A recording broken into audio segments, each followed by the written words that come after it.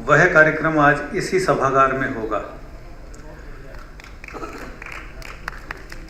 ये चलिए, अच्छा लगा आपको। उसका जो विषय है, नृत्य नाटिका है, लोक में शक्ति आराधन। इस पर एक 40 मिनट की नृत्य नाटिका यहाँ प्रस्तुत होगी, तो आप लोग उसका आनंद ले सकेंगे। और हमें लगता है कि उन सभी कार्यकर्ताओं को आपका स्नेहपूर्ण आशीष भी मिलेगा। अभी का जो सत्र है,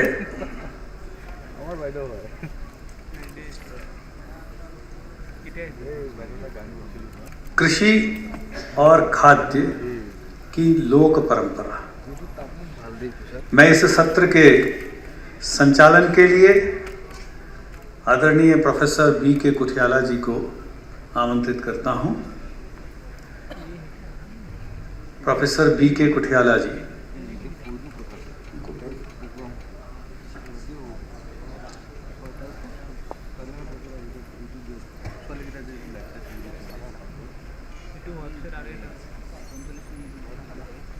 प्रोफेसर बी.के. कुठियाला जी, इस सत्र में जो हमारे वक्ता हैं, विद्वान वक्ता हैं, श्री पार्थसारथी तपलियाल जी, डॉक्टर बी.आर. कंबोज जी और श्री विष्णु मनोहर जी। आप सभी का स्वागत है। कृपया अपना स्थान ग्रहण कीजिए।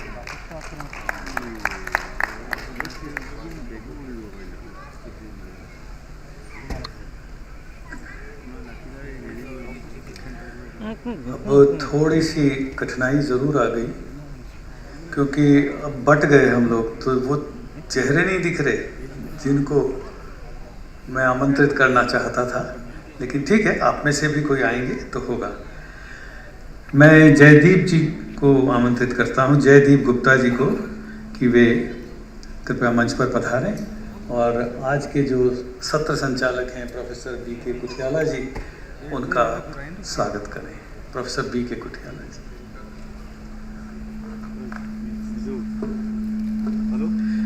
साउंड।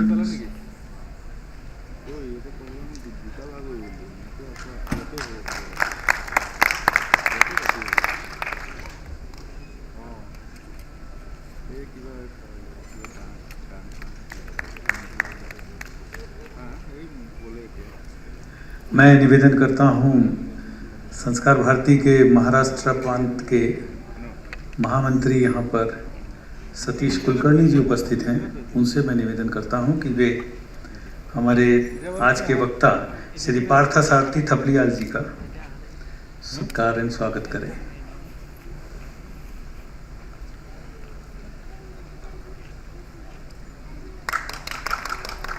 हिमांशु, असम के अपने कार्यकर्ता हिमांशु जी से मैं निवेदन करूंगा कि आप श्री डॉक्टर बी.आर. कंबोज जी का स्वागत करें। वो प्रोग्राम थोड़ा कवर करके। ठीक है, तो अब मैं निवेदन करता हूं रीलांजना तालुकदार मोहल्तों से कि वो मंच पर कृपया पधारें और श्री विष्णु मनोहर जी का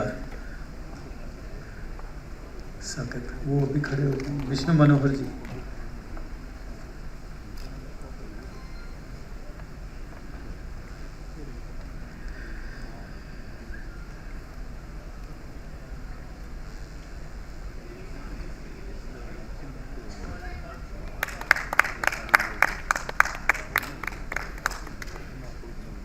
थोड़ा ध्यान दीजिएगा, जो तकनीकी कर्मचारी यहाँ के हैं, ये जो स्क्रीन पे प्रेजेंटेशन हो रहा है, इसकी थोड़ा कंट्रास्ट ज़्यादा हो रहा है, उसको कम कर दीजिए।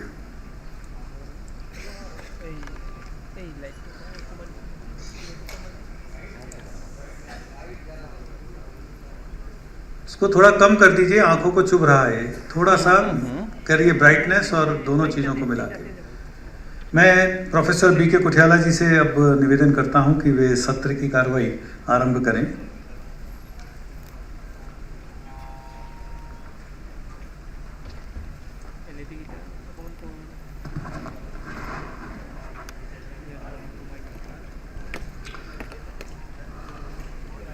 भोजन के सत्र के बाद भोजन की बात करना कुछ तर्क संगत लगता है।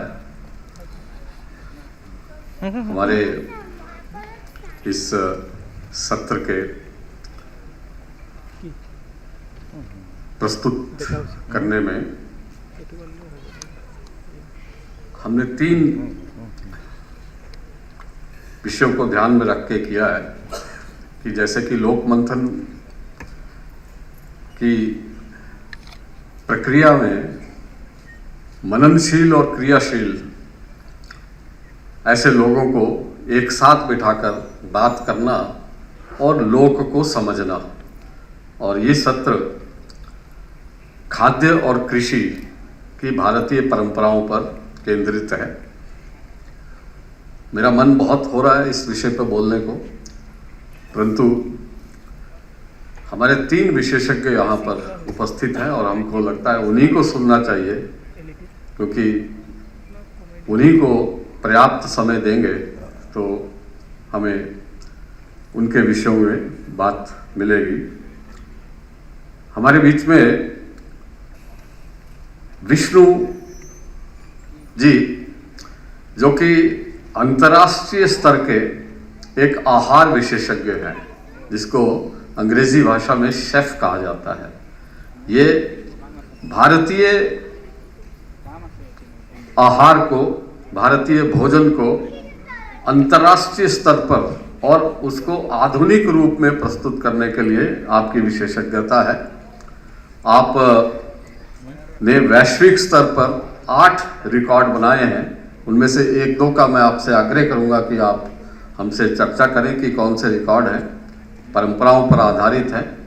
आपने इसी विषयों पर 52 पुस्तकें लिखी हैं और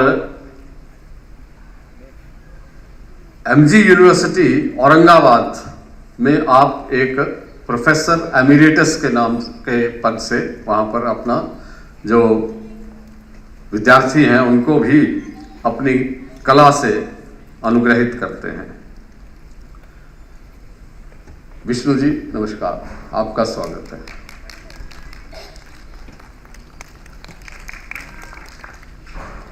टुकड़ों में तालियां नहीं बजनी चाहिए।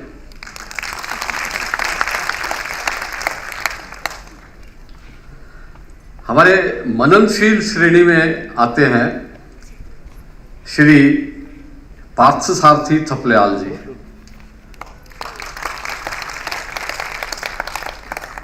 पार्थसारथी थपलियाल जी पारंपरिक ज्ञान परंपरा में पले बढ़े, अर्थात घर में शास्त्रों को पढ़ने का, समझने का एक वातावरण था और बड़े होकर आप एक ब्रॉडकास्टर के रूप में प्रसिद्ध हुए। एक कमेंटेटर है, रेडियो कमेंटेटर हैं और हाल ही में सेवानिवृत्त हुए हैं ऑल इंडिया रेडियो से, आकाशवाणी से। और अभी आपने बताया कि जो मन की बात का जो पहला प्रोडक्शन था, शुरुआत के प्रोडक्शन थे, वो आपकी देखरेख में ही हुए थे। हम लोग पार्थसारथी जी को कंपल्सिव राइटर के रूप में जानते हैं। ये सुबह उठते हैं और 2 घंटे कुछ ना कुछ लिखते हैं और उसको प्रेषित कर देते हैं, और अगर हमने उनकी प्रेषित की सामग्री को 1-2 दिन प्रतिक्रिया नहीं दी तो वो फोन करके भी पूछ लेते हैं। इनका बहुत बड़ा योगदान भारत की ज्ञान परंपरा को आधुनिक रूप में प्रस्तुत करने में रहा है।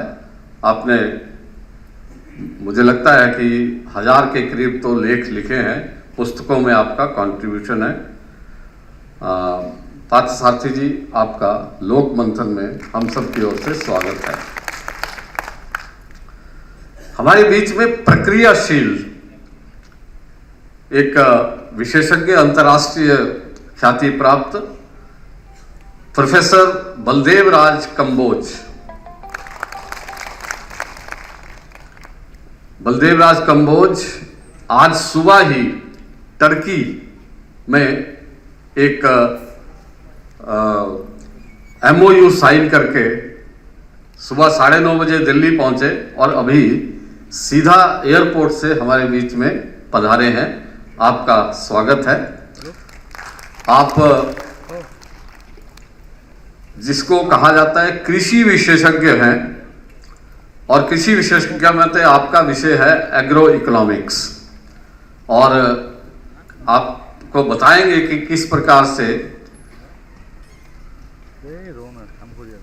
कृषि के क्षेत्र में जो लोग हैं, जो किसान है, जो खेत में काम करता है, उसके साथ प्राध्यापकों का और वैज्ञानिकों का संवाद बनाने में और उस संवाद से एक दूसरे को सीखने सिखाने में आपका बहुत योगदान रहा है। मित्रों, वर्तमान में professor Kamboj Haryana agriculture university के माननीय कुलपति हैं। इसी के साथ साथ आपके पास GJ university of science and technology के कुलपति का भी कार्यभार है। तो हमारे बीच में एकेडमिशियन, हमारे बीच में एक परफॉर्मर और हमारे बीच में एक थिंकर, और तीनों का विषय खाद्य और कृषि से संबंधित है।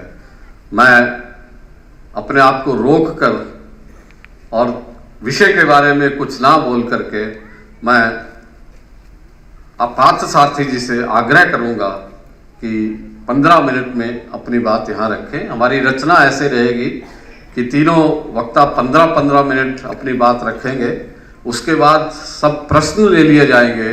प्रश्नों का सामूहिक उत्तर आप 3-3, 4-4 मिनट में देंगे, और उसके बाद समय बचा तो हम और भी विमर्श को आगे बढ़ाएंगे। पार्थ सारथी जी।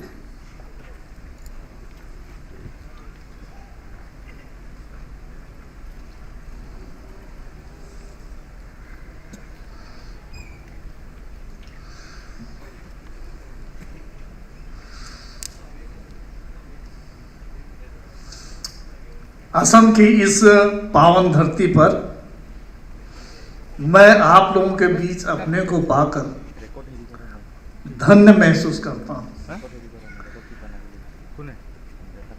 देवी की कृपा है, यहाँ शक्ति वहां से मिलती है, मुझे भी वहीं से मिली है, अन्यथा मैं आपके सामने न होता। हम बात करते हैं परंपराओं की, तो परंपराएं क्या है? परंपराएं तो मुझे सबसे बढ़िया ये लगता है कि जो भगवत गीता में जो है 3 अध्याय के 21वां श्लोक है, यद्यपि आचरति श्रेष्ठ तत्तदेवोत्तरो जना स यत् प्रमाणम कुरुते लोकस्तदनुवर्तते। जो श्रेष्ठ लोग हैं, जो आचरण करते हैं, बाकी लोग उन्हें देखते हैं और उस पर जो है काम करने के लिए उद्यत होते हैं और बाद में उसको अपना लेते हैं। यही तो परंपरा है। तो परंपरा, कल यहाँ पर बात आई थी, एक पेड़ की तरह होती है, विकसित होता है, एक नदी की तरह होती है जो बहती है, प्रवाह है। तो परंपरा में प्रवाह तो है ही। क्यों? कि हम जिन लोगों से पहले से कुछ सीखे हैं, तो उन परंपराओं को हम आगे बढ़ाने का प्रयास करते हैं। ये वो प्रयास है जो कि समाज में एकता को स्थापित करते हैं और समाज को आगे बढ़ाने के लिए भी जो बहुत अनुकूल हैं। वैदिक काल से हम ये देखते हैं कि चाहे हम चारों वेदों की बात कर लें या हम उपनिषदों की बात कर ले, तो जहाँ ईशावास्योपनिषद में जो है ये एक श्लोक है कि ईशावास्यमिदं सर्वं यत्किंचित् जगत्यां जगत् तेन त्यक्तेन भुञ्जीथ मा गृध्र कश्चित् धन्नं। तो वहाँ पर हम जो है ये सोचने के लिए मजबूर हो जाते हैं कि ईश्वर जो है कण कण में विद्यमान है। उस विद्यमान को हम जो है ढूंढने की कोशिश करें कि वो विद्यमान कहाँ पर है। कण कण में तो है, दिखाई नहीं दे रहा, क्या बात है। लेकिन उसकी प्रकृति है, जो उसकी प्रकृति है वही एक परंपरा है, और उस परंपरा को हम जो है निर्वहन करते हैं। बहुत सी बातें हैं जो पद्म पुराण में है, स्कंद पुराण में है, मनुस्मृति में है कि हमें जीवन को कैसा जीना चाहिए, तो मुख्य बातें तो वहां से ही आई हैं। लेकिन लोक में आकर के वह किस तरह से अपना आकार लेती हैं, आपने ये देखा होगा कि हमारे यहाँ जो 16 संस्कार होते हैं, उन 16 संस्कारों में सब में कहीं ना कहीं खाने पीने की बातें हैं। आप ये देखेंगे जिसको गोद भराई कहते हैं या सीमंतोन्नयन कहते हैं, वहां पर जो है पत्नी को प्रसन्नचित रखने के लिए एक जो है एक फेस्टिवल कहिए या एक उत्सव कहिए घर में मनाया जाता है, और लोग जो है आते हैं, उनके लिए पकवान बनाए जाते हैं, और जो पति है वो अपनी पत्नी के जो है मांग को जो है बनाता है, और इस तरह से एक खुशहाली आती है, एक परंपरा है। देखिए, वो जो पत्नी गृहावस्था में है उसको किसी प्रकार का कोई कष्ट न हो उसके लिए या उसको खुश रखने के लिए पति ये काम करता है। और बाकी भी जितने भी हमारे जो है वो हैं संस्कार हैं, मैं उस संस्कार की बात जरूर करूंगा जो आमतौर पर जो है व्यक्ति के मरने के बाद होता है, और ये सनातन परंपरा में है। कई लोग इस पर जो है मतज्ञ होंगे, नहीं होंगे, जो ये कह देंगे कि जो है यावत जीवेत सुखम जीवेत ऋणं कृत्वा घृतं पीवेत भस्मीभूतस्य देहस्य पुनरागमनम कुतः। तो उनको ये बता देना है कि हम लोग जो है इंक्लूसिव में जीते हैं। हम जो है ये नहीं कि इस आदमी से मेरा वास्ता था इसलिए थोड़ी देर के लिए हो गया, जिससे हम मिले हैं उसे अनंत के लिए मिले हैं। और मैं अपनी बात कहूं आपसे, मैं कई लोगों को जो है साल साल भर में भी कोई फोन नहीं करता हूं, लेकिन कभी ना कभी मैं उन सब नंबरों को देखता हूं कि कहाँ मेरी बात नहीं बहुत दिनों से हुई है, और मैं जब उनको बात करता हूं तो तब मुझे लगता है कि उनको बहुत अच्छा लगता है। जैसे अभी एक जो है NK कृष्ण कुमार हैं, केरल के त्रिनलवेली के रहने वाले हैं, वो हमारे साथ 78 में थे और 83 से हम लोगों के रास्ते अलग अलग हो गए थे। लेकिन जब एक दिन मैंने NK कृष्ण कुमार को फ़ोन किया तो उसको बहुत अच्छा लगा। मैंने कहा भाई जो है NK तुम्हारे जो है ये जो पत्ते में केले के पत्ते में खाना खाते हैं भाई, तो इसके जो परंपरा बताओ। आप ये देखिए कि और ओणम का समय हो तब तो बहुत ही ज़्यादा खास होता है। तो वो जो केले का पत्ता होता है उसमें वो भोजन जब करते हैं तो आपने देखा होगा कि मैं कई बार साउथ गया हूँ, मुझे नहीं आया, मैं अपनी कमजोरी बता दूँ, मुझे भोजन करना नहीं आया उस तरह से। तो मैं जैसे तैसे करके स्ट्रीट फूड्स कुछ खा लेता था, लेकिन वो जो है केले के पत्ते में खाना मुझे जो है नहीं आ सका। तो ये है कि उसमें जो है आप ये देखेंगे कि जो है 10 तरह की चीज़ें उस पत्ते में रखी जाती हैं, और उनको रखने का भी एक तरीका होता है। केला जो है, केले का पत्ता वो बिछा दिया, जिधर नुकीला पोर्शन होता है वो जो है बाईं तरफ होना चाहिए, और फिर उसमें जो सब्जियां हैं और जो दूसरी चीज़ें हैं वो सब एक एक करके रखते चले जाएंगे, और सबसे बाद में जो है चावल आएंगे। चावल भी 2-3 तरह के होंगे, फिर उसमें रसम भी होगा। तो वो जो है भोजन करने की एक जो है वो वहाँ साउथ के जो है सभी राज्यों में वो है, खाने की एक परंपरा है। हमारे यहाँ अगर हम वैदिक परंपरा से देखें तो ये हमें पढ़ने में आता है कि साहब ऐसे है कि आदमी जब खेती करता है तो खेती में अगर आप गेहूं या जौ की खेती कर रहे हैं तो उसमें जो है पहले 4 इंच का जो पौधा है वो धरती का होता है, और जो ऊपर बाल से नीचे के बाल बोले, बाली बोले, जिसे फल बोलते हैं, तो उसके जो बीच वाला हिस्सा है पशुओं के लिए है।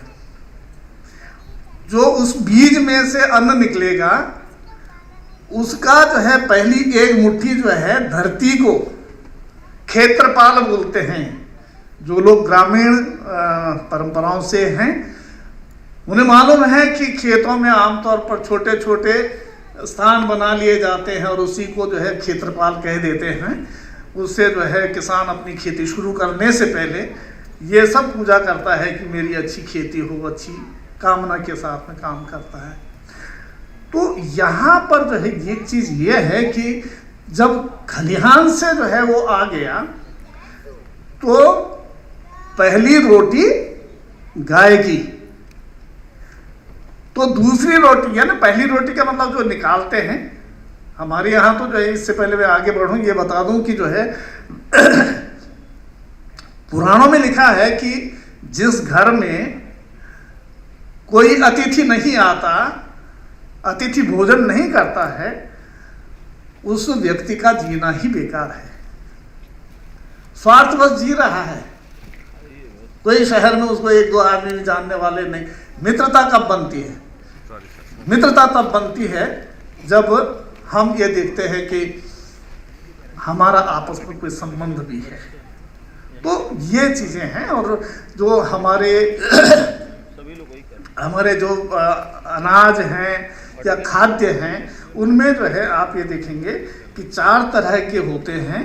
एक तो होता है भक्षण वाला, जिसको जो चबा करके खाते हैं, जैसे दाल भात रोटी सब्जी आदि है ना।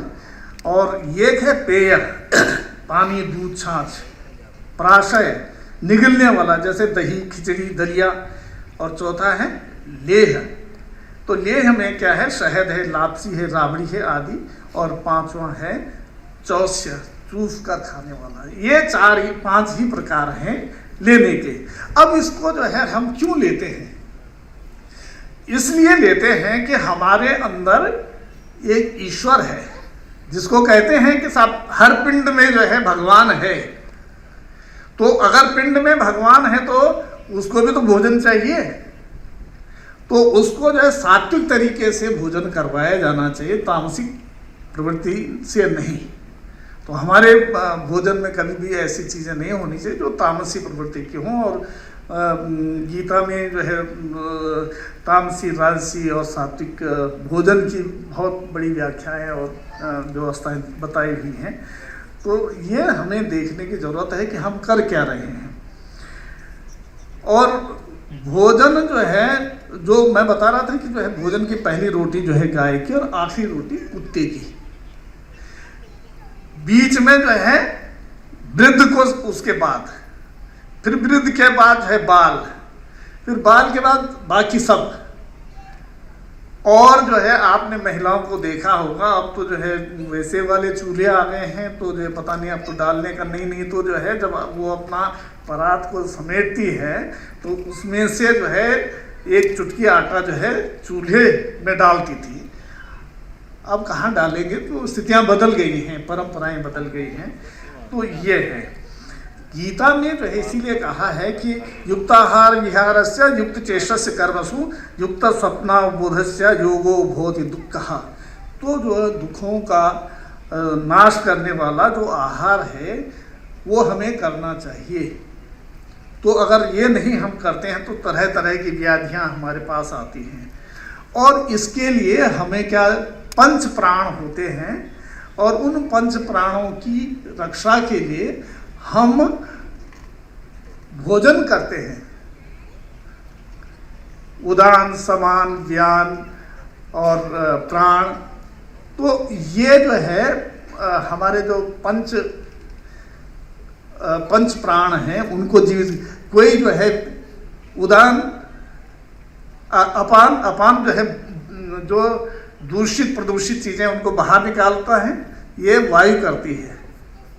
समान, जो हमने जो भोजन किया है, जो रस लिया है, तो उस रस को जो है शरीर के विभिन्न भागों तक उसको पहुंचाना उसका काम है।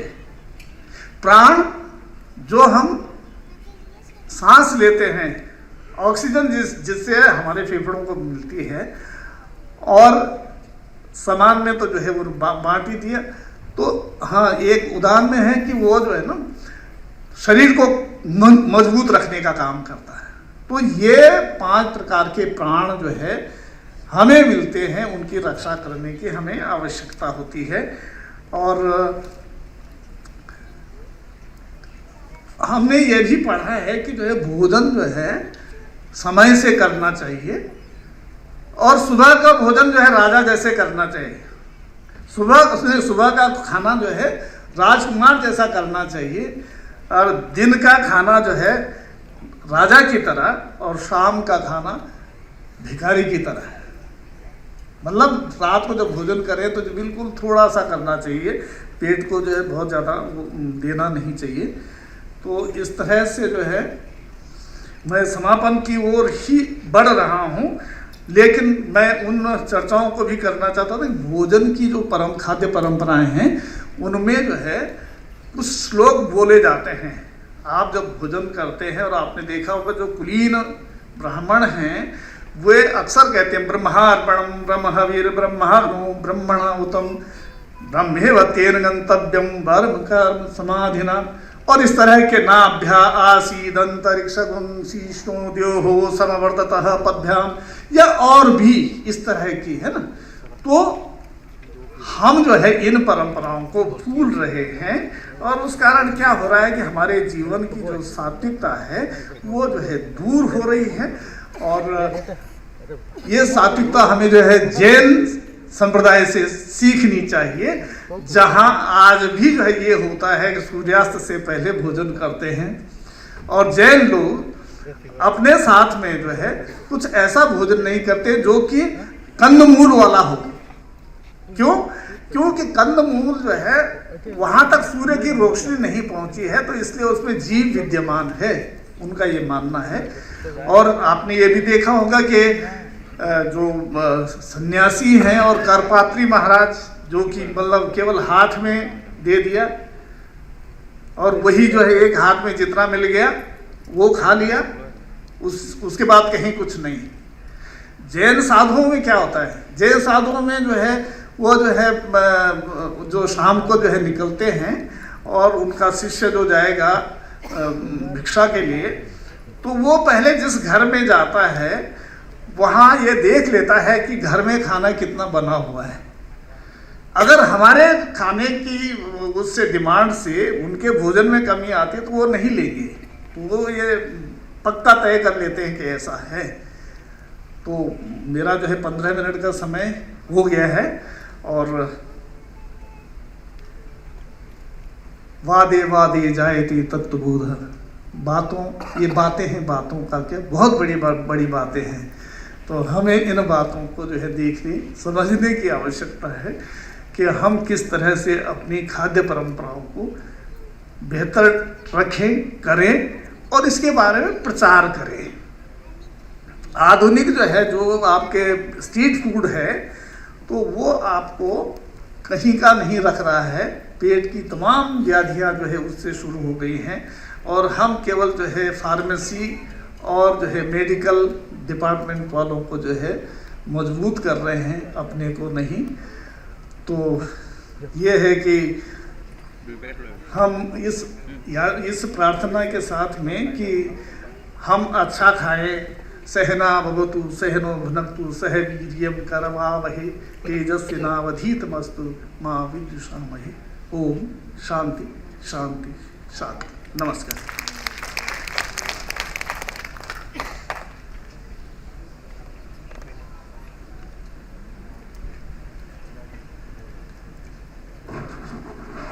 पार्थसारथी जी ने जो शास्त्रों में भोजन के बारे में और थोड़ा सा खेती के बारे में जो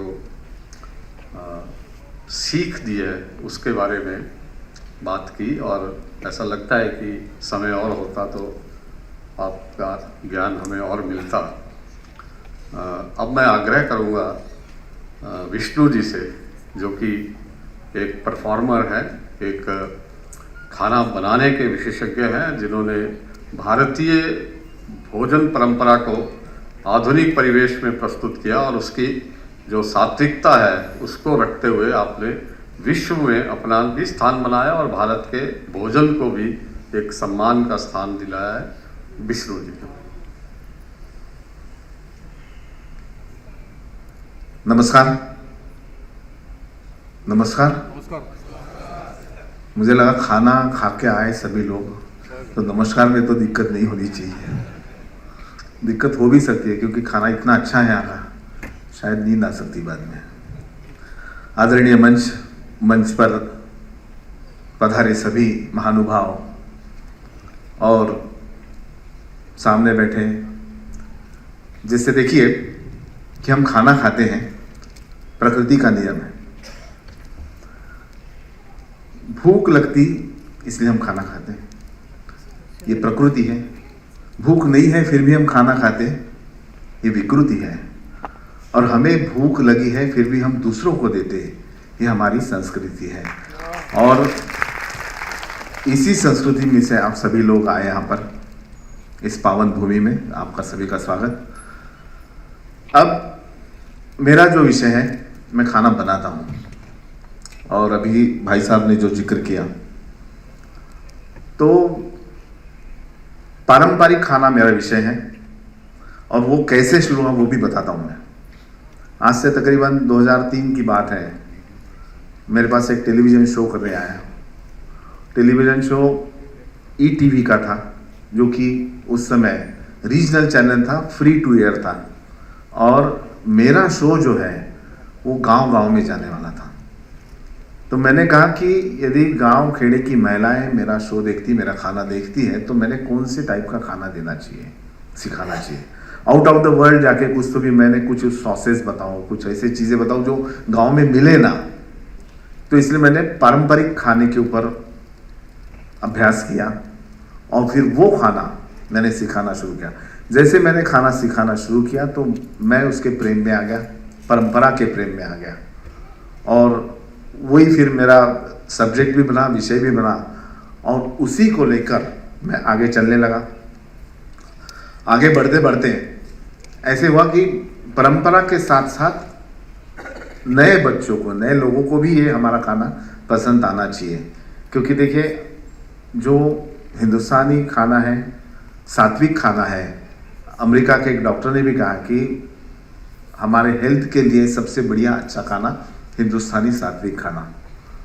और फिर उसी से प्रभावित होकर मैंने हमारा जो खाना था उसको, जैसे अब जलगांव कई लोग गए होंगे महाराष्ट्र में, जो जलगांव का भरीत जो है, बैगन का भरता, वो काफ़ी प्रसिद्ध है। तो उसे और प्रसिद्ध करने के लिए जब मैं विदेश में जाता हूँ और देखता हूँ कि बैगन की अलग अलग कोई रेसिपीज़ हैं जो इंटरनेशनली चलती हैं। बाबा गनोश एक बहुत ही सिंपल रेसिपी है, दुबई की। बैगन भूंजते हैं, उसके ऊपर ऑलिव ऑयल डालते हैं, नमक डालते हैं, और मैंने देखा कि सारे एयरपोर्ट में बाबा गनोश है, पर मेरा भरता क्यों नहीं है बैगन का। तो इसलिए फिर हमने ठान लिया, हमने फिर एक बहुत बड़ी कढ़ाई बनाई, 10 फीट बाय 10 फीट की कढ़ाई थी, 1500 किलो वजन था उसका, उठाने के लिए क्रेन लगती थी। और वो कढ़ाई लेकर हम पहुँचे जलगांव, और जलगांव में मैंने वर्ल्ड रिकॉर्ड बनाया, 4500 किलो का भरता एक ही कढ़ाई में बनाया, आज से तकरीबन 4 साल पहले। उसके बाद खिचड़ी जो है बेसिक स्टेपल फूड है हिंदुस्तानी खाने का, तो उसको ग्लोबली मान्यता मिले कि हिंदुस्तानी खाना क्या होता है। और उसको लेकर, वो कढ़ाई को लेकर मैं गया दिल्ली। हमारे भाई साहब यहाँ बैठे हैं, विनय जी, उन्हें पता है। दिल्ली जंतर मंतर मैदान में मैंने तकरीबन 7000 किलो की खिचड़ी बनाई, जिसका नाम था समरसता खिचड़ी। जगह जगह से दाल चावल इकट्ठा करके उसका भी एक अपना वर्ल्ड रिकॉर्ड बना। और बाद में शाकाहारी भोजन को अच्छी मान्यता मिले, उसका प्रचार प्रसार हो, इसलिए मैंने 54 घंटे नॉन स्टॉप कुकिंग का वर्ल्ड रिकॉर्ड किया लगातार, जिसमें सारी रेसिपीज, जो सारी व्यंजन थे, सारे शाकाहारी थे। और ऐसा करते गया, चलते गया, और चलते चलते 52 किताबें जो लिखी, उसमें भी सारा ज़्यादा से ज़्यादा शाकाहारी रेसिपीज़ हैं। परंपरा की बात कहें तो अभी भाई साहब ने काफ़ी अच्छा उदाहरण दिया कि केले के पत्ते का। तो उसके साथ साथ मैं ये भी बताना चाहूँगा कि हमारा जो भोजन है, केले के पत्ते में या तो थाली में हम लेते तो राइट हैंड जो है तो उसमें सारी सब्जियां होती, एक दाल सब्जी होती, कोई फल भाजी होती, कोई उसळ होती, इस टाइप का। और लेफ्ट हैंड में सारी चटनियां होती। और मैं हमेशा ये कहता हूँ, हमारे मराठी में कहते हैं कि डावा तरी उजवा। डावा मीन्स थोड़ा सा लेफ्टी फिर भी राइट है, क्योंकि लेफ्टी की जो चटनियां होती तो वो थोड़ी स्पाइसी, थोड़ी खट्टी, थोड़ी मीठी, जो कि राइट वालों को लाइन पे ला ले। जैसे कोई एक सब्जी है, उसमें कुछ नमक ज़्यादा कम है, तो लेफ्ट वालों को लेके उसको हम उसकी टेस्ट बढ़ा देते हैं। तो लेफ्ट में क्यों है? क्योंकि हम राइट हाथ से खाना खाते, तो खाना खाते खाते यदि ये हाथ इतना दूर चला जाए तो हमें चटनी या तीखा जो ज़्यादा लगे, इसलिए राइट में जो सब्जी हमें इजीली मिलती है उससे खाना खाए। नमक जो है सबसे सेंटर में होता है, बीच में होता है, तो एक तरीका होता है खाना परोसने का। तो इसे कहीं तो भी शास्त्र का जोड़ है। लेफ्ट हैंड में ही पानी का गिलास होता, क्यों? क्योंकि हम झूठे हाथ से पानी ना पिए, इसलिए ये सारा शास्त्र है और ये परंपरा से चलते आ रहा है। और इसी परंपरा को आगे बढ़ाते बढ़ाते जब मैंने ध्यान दिया कि हमारे जो पुरानी माँ की हाथ की बनी रेसिपीज है वो यदि मैं बच्चों में देना चाहूँ तो मैंने क्या करना है मैंने क्या किया कि जैसे हम यूएसए में मैं झुनका भाकर बेचता हूँ। झुनका भाकर जानते हैं सभी? कितने लोग जानते हैं झुनका भाकर? नहीं जानते थे। ये हमारी व्यवस्था है कि हिंदुस्तानी खाना हिंदुस्तानी लोगों को ही नहीं मालूम। और हमारे महाराष्ट्र में तो ऐसी बात है, खानदेश, विदर्भ, मराठवाड़ा, कोंकण, मध्य महाराष्ट्र, पश्चिम महाराष्ट्र, अलग अलग खाने की संस्कृतियां हैं और एक दूसरे का खाना नहीं पता। तो मैं हमेशा कहता हूँ कि भैया पहले अपना खाना तो समझ लो, बाद में विदेशी खाने की तरफ जाओ। विदेशी खाना बुरा है ऐसा नहीं, पर विदेशी खाना ब्रेड, बटर, बिस्किट, मांस में खत्म हो जाता, हमारा वहाँ से शुरू होता है। इतनी सारी विविधता है।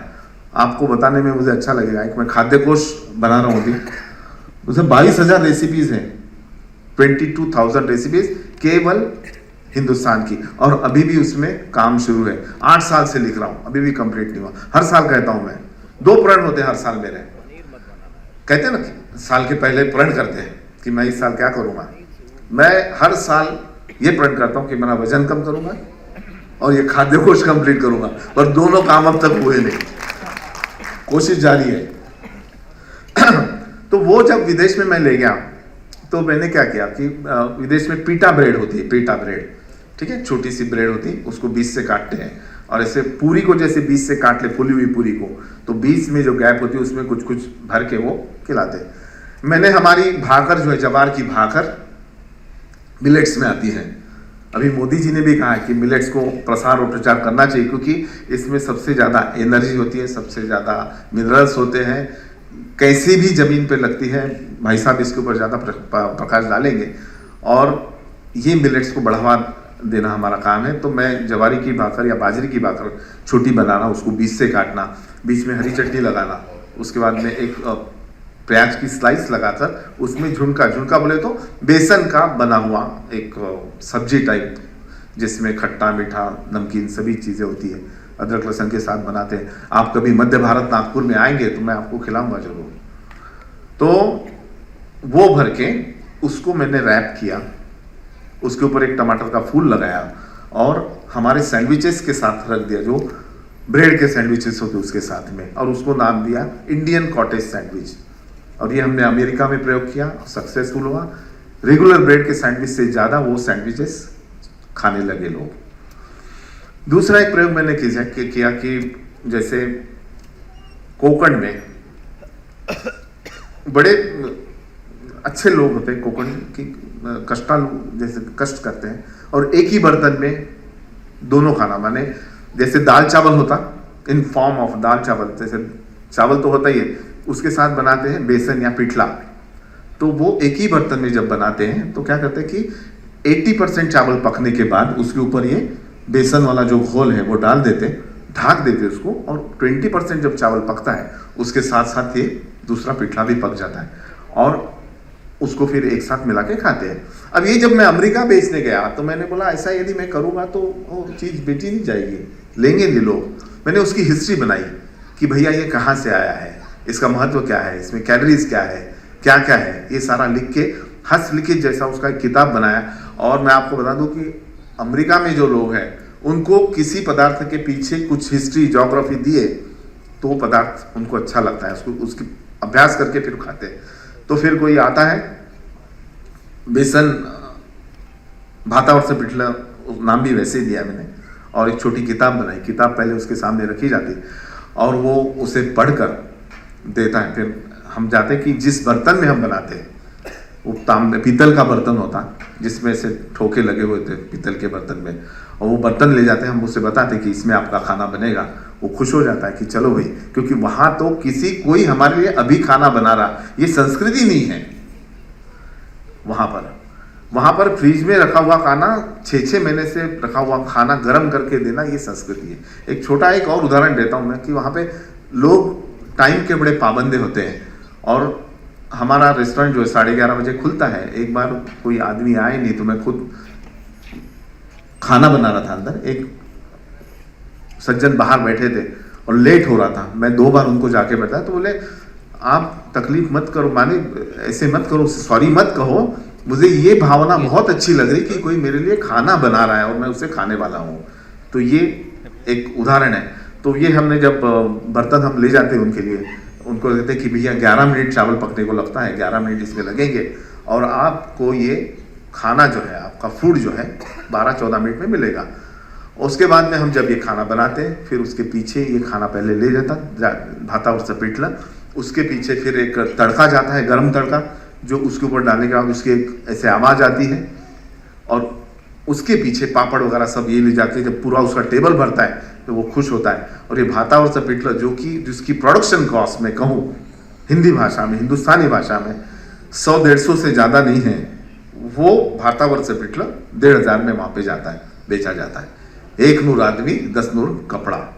ऐसा है कि हमारे खाने को हम ही ज़्यादा कितना महत्व देंगे तो वो ज़्यादा अच्छे से लोगों को समझेगा। बर्तन की जहाँ बात आई, परंपरा में पारंपरिक खाने में बर्तन चलते थे, पीतल के, तांबे के, लोहे के, ये सारे बर्तन होते थे, और उसी में खाना पकाना चाहिए। आप मेरे यदि शोज देखेंगे तो आप देखेंगे मैं तांबे का इस्तेमाल करता हूँ, कॉपर का इस्तेमाल, पीतल का इस्तेमाल करता हूँ, लोहे का इस्तेमाल करता हूँ, क्योंकि ये सब भूमि पात्र हैं, भूमि से निकले हुए हैं, और उसमें मिनरल्स जो हमें शरीर के लिए आवश्यक है वो मिलते हैं। और हम आप उसी को भूल गए, नॉन स्टिक का इस्तेमाल करते हैं। तो मैं हमेशा उसका प्रचार करता हूँ। मैं बर्तन नहीं बेचता पर इसका प्रचार जरूर करता हूँ। और मैं कहूँगा कि जितने भी लोग यहाँ से घर जाए तो पुराने बर्तन बेचो मत, उसी में खाना बनाओ। उसी में खाना बनाते बनाते वो मिनरल्स हमारे पेट में जाते हैं, उसको एक स्वाद अलग से आता है। कथील जो होता है जिससे हम कढ़ाई करते हैं, कथील भी हमारे पेट में जाना चाहिए। और ये सारा भूमि से निकला हुआ, मिट्टी से निकला हुआ। जब हम मिट्टी की बात आई तो मिट्टी के बर्तन में जब हम दही जमाते हैं तो उसमें क्या है, दूध, दही और मिट्टी, ये जब तीनों का एक साथ मिलन होता है तो एक अलग टाइप का बैक्टीरिया तैयार होता है, और वो बैक्टीरिया उस दही को एक अलग स्वाद देता है। तो ये सारी चीज़ें आप अपनाओ, बढ़िया खाना बनाओ, और जितने खाना बनाते समय आप खुश रहोगे, मन को अच्छा रखोगे तो खाना उतना अच्छा बनेगा। गुस्से में आप कोई यदि खाना बनाओ तो खाना अच्छा नहीं बनता। कोई एक बात आती है कि टाइम है मेरे पास ना, 5 मिनट है, खत्म करता हूँ 5 मिनट में। कोई एक बात ऐसी है कि भैया इस परंपरा में, पारंपरिक खाने को आगे बढ़ाते समय आप क्या करते हो? तो रेसिपीज तो ऐसे बन जाती है, एक्सीडेंटली रेसिपीज बन जाती हैं। तो एक छोटा सा वाकया बता देता हूँ, बाद में मैं धन्यवाद कहता हूँ आपको। कि जैसे वो भाकर वाला किस्सा बताया मैंने, झुनका भाकर वाला, वैसे घर घर में जब हम, हमारी जॉइंट फैमिली 15-16 लोग साथ में हैं, 3-4 बच्चे, उनका टिफ़िन बनता है। टिफ़िन जब बनता था सुबह तो उसमें कभी इडली बनती थी, कभी सैंडविचेस बनते थे, कभी डोसे बनते थे, और सुबह सुबह जब खाने की महक आती है, खुशबू आती है, तो मेरे जैसे आदमी की जीवा तो ललचाती है और मैं उसमें का एक पीस खाने का बड़ा मन करता है। और वो पीस जब मैं खाता हूँ तो लिमिटेड होता हूँ, मम्मी लोग बनाती है डब्बे के हिसाब से, उसमें से यदि मेरे जैसा आदमी एक पीस खा ले तो एक पीस का हाथ भी बड़ा है, 2 पीस आ जाते थे। तो वो बड़ी चिल्लाती थी। तो मैं एक बार वहाँ पर सैंडविचेस बने पड़े थे, नीचे बैटर पड़ा था इडली का, और इडली का बैटर पड़ा था। मैंने सैंडविच का टुकड़ा उठाया, पीछे से आवाज़ आई। पीछे से आवाज़ आई तो ऑब्वियसली डर के मारे वो सैंडविच का टुकड़ा गिर गया इडली की घोल में। और वो कहने लगी, मैंने कहा था आपको कि आप इनके बच्चों के डब्बे में से मत लो खाना, आप क्यों लेते हो? बोला नहीं, मैं नई रेसिपी बना रहा हूँ। ये तो पहला झूठ हो गया। उसको ये करने के लिए तुरंत विचार शुरू हो गए कि इसका क्या करूं। मैं बोला आप एक सफ़ेद कपड़ा ले आइए, मैं बढ़िया रेसिपी आपको दे रहा हूँ। और कुछ नहीं, पूरा प्लानिंग तो हो गया था दिमाग में। सफ़ेद कपड़ा आया, उसमें वो सैंडविच का टुकड़ा जो था वो अच्छे से इडली के घोल में मैंने डुबाया। डुबाने के बाद उसको कपड़े में रखा, लपेटा, स्टीम किया, बाहर निकाला, बीच से काटा, बढ़िया ब्रैडली तैयार हो गई। ब्रेड और इडली का संकर तैयार हो गया। बढ़िया वो ऊपर से इडली का परत, नीचे बीच में सैंडविच, हरी चटनी लगी हुई, और ऊपर से मैंने अमूल का बटर डाल दिया, और ये ब्रैडली का रूप प्राप्त हुआ उसे, और बाद में ब्रैडली रूप से जाने लगा। तो ये जब ब्रैडली बन तो गई, उसे बेचे कैसे? किसी एक सेमिनार में मैं ऐसे बड़े अफसर के साथ बैठा था, जब नापास से थे, और मैंने कहा कि भैया रेगुलर ये 2 रेसिपीज है, उसके साथ आप ब्रैडली रख लो। तो बोले ब्रैडली क्या होती है? तो मैंने ऐसा, ब्रैडली नहीं मालूम आपको? चीज तो मेरी बेचना, ब्रैडली नहीं मालूम आपको? तो बोले हाँ कहीं सुनी है। बोला कैसे सुनेगा यार, कल तो उसका जन्म हुआ। तो मैंने उनको समझाया कि भैया ब्रैडली ऐसी होती है। बाद में उनके नीचे के ऑफिसर आए और वो कहने लगे कि भैया ये ऐसे आइटम है, ब्रैडली भी रखी है। बोले ब्रैडली? तो कहने लगे ब्रैडली नहीं मालूम आपको? बोले नहीं, हाँ सर मैंने खाई है, कभी एक बार ऐसे खाई है। तो ऐसे चीजें होती कि जो बेचने के लिए हमें ऐसे प्रयास करने पड़ते। और जाते जाते एक नामधारी जो है हमारे गिरधर जी, उनकी एक बहुत रश्मि रति की कविता है, उसके ऊपर मैंने कुछ 4 पंक्तियां बनाई, सुनाता हूं कि वर्षों तक जन में घूम घूम, बाधा विघ्नों को चूम चूम, सह अग्नि तेल पानी पत्थर, व्यंजन आए कुछ और निकल। सह धूप तेल पानी पत्थर, व्यंजन आए कुछ और निकल। एक ही व्यंजन से ना कुछ होता है, देखे आगे क्या होता है। एक ही व्यंजन से ना कुछ होता है, देखे आगे क्या होता है। स्वनेन्द्रियों को जगाने के लिए अन्न का परब्रह्म है, बताने को विष्णु जी आए हैं, अन्नपूर्णा को साथ ले आए हैं। बहुत बहुत शुक्रिया, बहुत बहुत धन्यवाद। मुझे समय दिया, बातें करने के लिए बहुत है। नागपुर आइए कभी, संघ भूमि है, मध्य भारत है, आपको खाना भी खिलाऊंगा और बातें भी करूंगा। Thank you sir.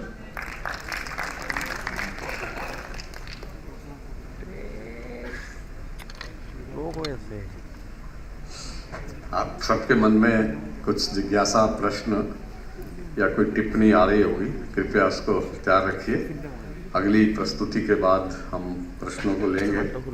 और विष्णु जी ने सिद्ध किया कि किस प्रकार माताओं बहनों से सीखी हुई बातें जो पारंपरिक रूप से परिवारों में चलती हैं, समाज में चलती हैं, उसको किस प्रकार से आप अंतर्राष्ट्रीय स्तर पर प्रस्तुत कर सकते हैं। और जो एक जुनून है रिकॉर्ड बनाने का, नया कुछ करने का, एक्सपेरिमेंट करने का, चाहे वो एक्सीडेंटली हो, दुर्घटना बस कुछ हो गया और उसी से रेसिपी बनानी, ऐसा जोश आप में है। धन्यवाद आपका।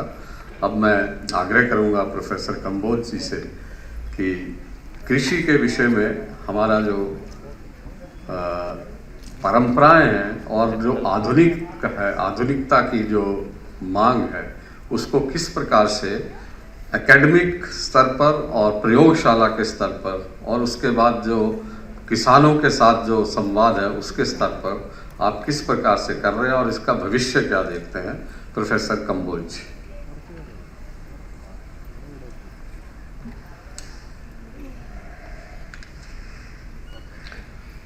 सम्मानित मंच,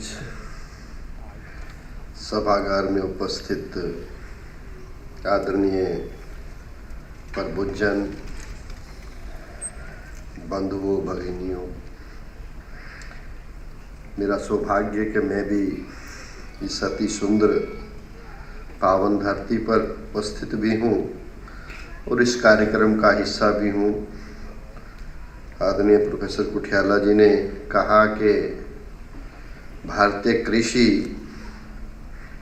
उसका आधुनिक स्वरूप और जो हमारे किसानों का योगदान है, उसमें जो लोक परंपराएं हैं, उनको हम किस प्रकार से देखते हैं, इस विषय पे आपसे बातचीत करने का मौका मिला है।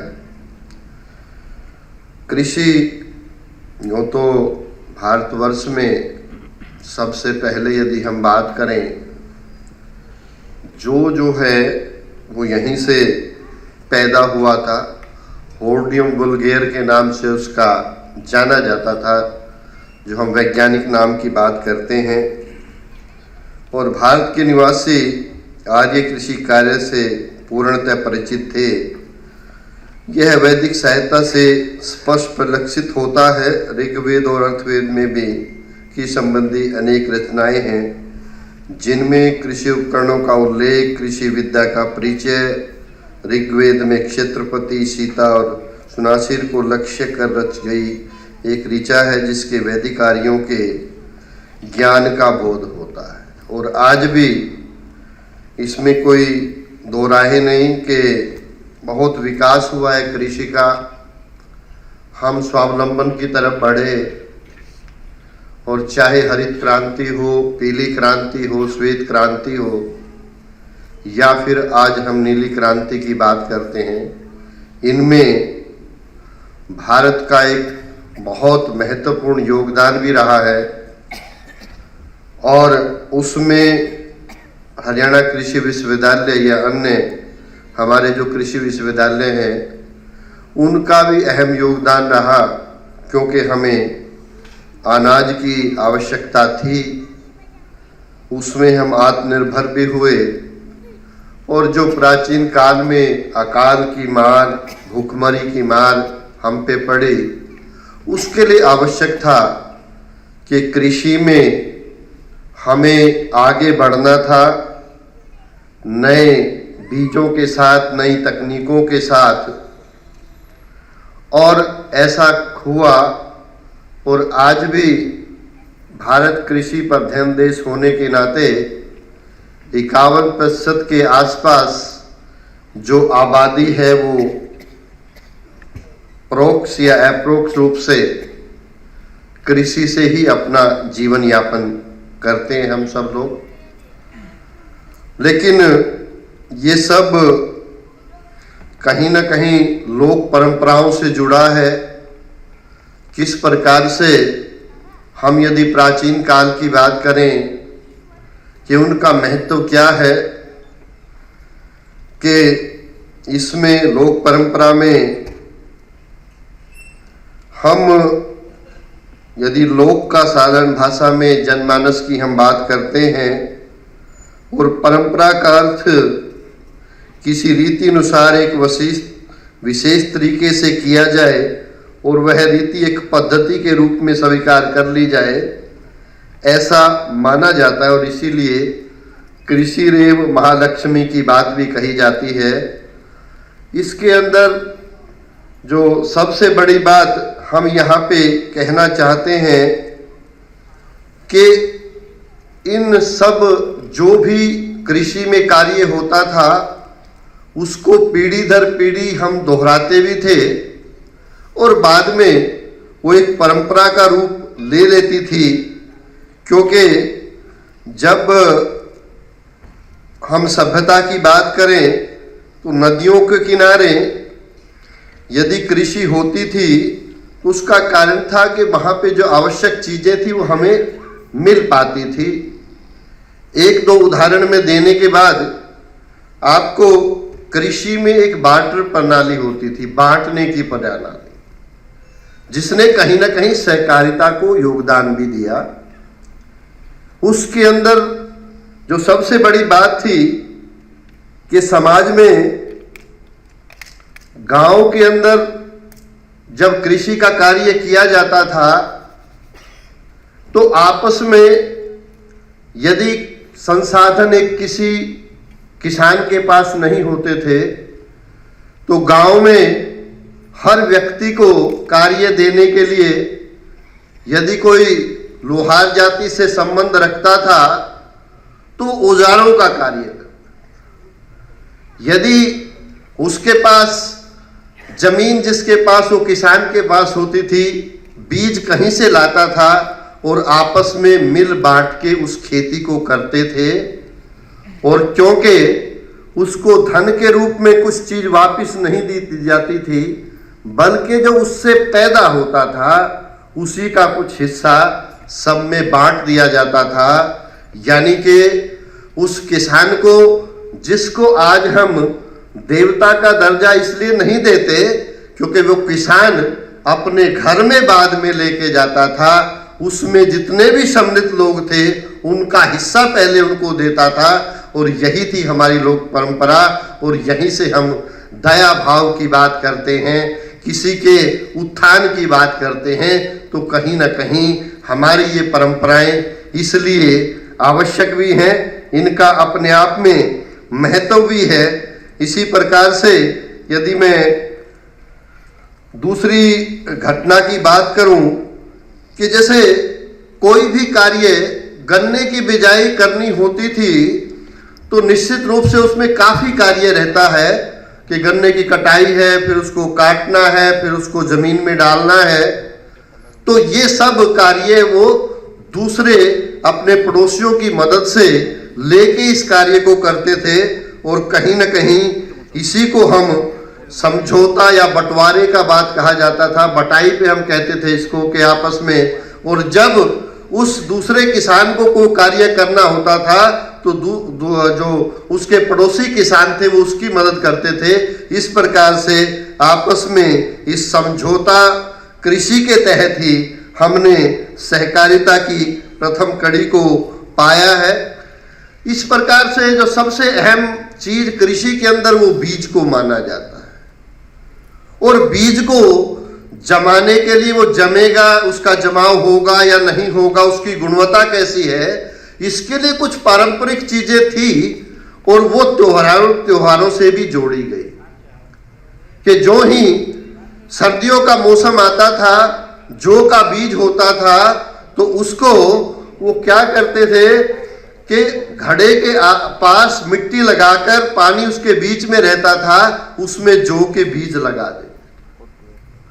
और वो यदि उग पाते थे तो वो उसको मानता था कि मेरा बीज ठीक ठाक है और उसकी वो बिजाई कर देता था। और यदि वो बीज वो नहीं उगता था तो वो अपने पड़ोसी से लेके उस बीज का प्रयोग करता था। ऐसा कार्य गुणवत्ता को देखना, बीज की क्वालिटी को देखना। इसी प्रकार से यदि उत्तरी भारत के अंदर दशहरे का त्योहार नवरात्रों में जौ को उगा के देखा ही जाता है मिट्टी में डाल के, और वो इसीलिए होता है कि हम जो बिजाई का समय है वो क्या हो, गेहूं का या रबी फसलों का, ऐसा उससे ही प्रतीत होता है। इस तरह की परंपराएं मौजूद थी और उनको बाद में वैज्ञानिक आधार दिया गया कि किस तापमान पर, किस नमी के अंदर इन चीजों को हम ग्रो करते हैं। लेकिन ये सब कहीं ना कहीं हमारी परंपराओं से जुड़ा हुआ बात है। इसी प्रकार से इनको फिर जोड़ा गया कि परंपरा के साथ, कि बीज यदि कोई किसी व्यक्ति से गांव में मांगता था तो वो बीज के लिए कभी किसी को मना नहीं करता था। और बीज के लिए मना नहीं करता था क्योंकि वो बीज जो था वो कल को अर्थव्यवस्था से जुड़ा हुआ था गांव की, उसको कभी भी। इसी प्रकार से प्रजनन की, पशुओं को पालना, उसके लिए कोई बहुत ज्यादा नहीं, जो गांव में एक कोई भी मेल हमारा पशु होता था उसको कभी डंडा मारना बहुत ही पाप होता था। उसकी सब सेवा करते थे और उसको जोड़ा गया था ताकि जो उससे संतान पैदा हो वो स्वस्थ हो, ठीक हो। और क्यों न हर व्यक्ति मेल पालने की बजाय केवल गांव में एक या दो ही मेल पशु रखते थे ताकि हमारी जो प्रोजनी है, संतानें हैं, वो हरिष्ट पुष्ट भी रहे और कम खर्च में हम अधिक पैदा कर सकें। ऐसी बातें जो हैं उस समय पे बीज के साथ जोड़ी दे जाती थी। इसी प्रकार से गांव में रहने वाले वो व्यक्ति, यदि कोई व्यक्ति अपने घर में ही उसके गन्ना है, गन्ने के बाद वो उसको बाद में गुड़ के रूप में परिवर्तित करता था, तो गांव में यदि कोई आसपास या गांव पड़ोस के गांव का, शहर का कोई व्यक्ति आएगा तो वहां से बड़े आराम से वो गुड़ खा लेता था। उसका कोई पैसा चार्ज नहीं किया जाता था, क्योंकि गांव के अंदर ऐसे जिनके पास इतने सक्षम नहीं थे, तब भी उसको वो चीज बड़े आराम से फ्री में मिल जाती थी। उसको बहुत शुभ माना जाता था। यानी कि हर व्यक्ति पे दया करना, वो भी समाज में जी सके अपनी, उसके साथ बिना किसी, यदि धन उसके अभाव है उसके बाद भी ये कहीं ना कहीं दया के भाव को प्रकट करता है। ये हमारी संस्कृति में एक बहुत ही जुड़ी हुई बात है। इसी प्रकार से गांव के अंदर पानी के संरक्षण के लिए इस तरह के तालाब या जोहड़ रखे जाते थे, जिसके चारों तरफ जो थे बड़े बड़े पेड़ हम लगा के रखते थे, और गांव में जब भी भोजन बनता था उसका ही पानी यूज किया जाता था। उसको कोई गंदा नहीं करता था, उसमें कोई पशु पानी पिलाने के लिए नहीं जाता था। और स्वयं से भी ये सब बातें हमारी लोक परंपराओं से जुड़ी हुई हैं। इसी प्रकार से त्योहारों पर पूजा और प्रसाद की परंपराएं, जैसे दशहरे पर गन्ने को उखाड़ कर चूसना शुरू करना, यानी कि जैसे गोवर्धन पूजा भी जब होती है कि शुगर कंटेंट को कैसे देखें कि गन्ना हम अब पिड़ाई के लायक है कि नहीं है। उसको गोवर्धन पूजा के समय पे उसकी पूजा की जाती थी, और तब उसी दिन, उससे पहले कभी गन्ने को कोई भी व्यक्ति चूसता नहीं था। वो तभी चूसता था कि वो मौसम से वो संबंधित था कि मीठा गन्ना हो गया, तभी वो उसकी पिड़ाई करते थे। चीनी की मात्रा का उसी से पता लगता था। तो ये सब बातें, इसी प्रकार से चाहे धान की खील के प्रसाद की बात करें, या फिर हम शिवरात्रि पर आलू व बेर का प्रसाद चढ़ाने की बात करें, इत्यादि इत्यादि बहुत सी ऐसी परंपराएं हैं जिनको हमने देखा है। आज हम पशुओं के अंदर क्वारंटाइन की बात करते हैं। आज हम जब कोविड-19 से घिरे तो हमने सामाजिक दूरी की बात की है। उस समय पे जितने भी पशु होते थे, उनको जब भी रोग हो जाता था तो उनको झुंड में खड़ा नहीं किया जाता था, बल्कि अलग रखा जाता था। और एक दिन पशु को भी छुट्टी मिले, उसलिए अमावस्या के दिन कभी हल नहीं जोता जाता था। यानी कि हमारी परंपराएं कितनी रिच हैं कि उनको हम निश्चित रूप से आज भी यदि देखें तो उनका एक बहुत बड़ा महत्व है। और इसीलिए जय जवान जय किसान की बात भी वहीं से निकल कर आई थी। लेकिन कुछ चीज़ें हैं जो आज हमें आधुनिक कृषि में कहीं ना कहीं इस भागदौड़ की जिंदगी में जरूरतों को पूरा करने के लिए रसायनों के अंधाधुंध प्रयोग की तरफ भी हम बढ़े हैं। वो एक चिंता का विषय है। सौभाग्य की बात यह है कि हमारी सरकार के द्वारा आज के दिन एक बहुत अच्छी बात प्राकृतिक कृषि की बात की गई है।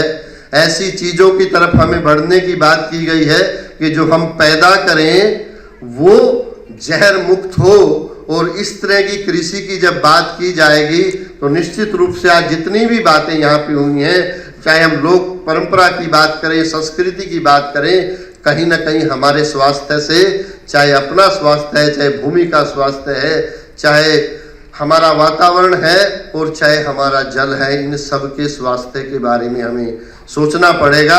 और उसके लिए यदि हमें सोचना है तो हम सब लोगों का भी ये कर्तव्य है कि इस भोजन को हम बिल्कुल भी वेस्ट ना करें। जैसा कभी बताया गया कि हमारे परंपराओं में ये भी शामिल था कि थाली में कोई भी चीज़ हमें फेंकनी नहीं है, उतना ही लेना है जितना खाना है।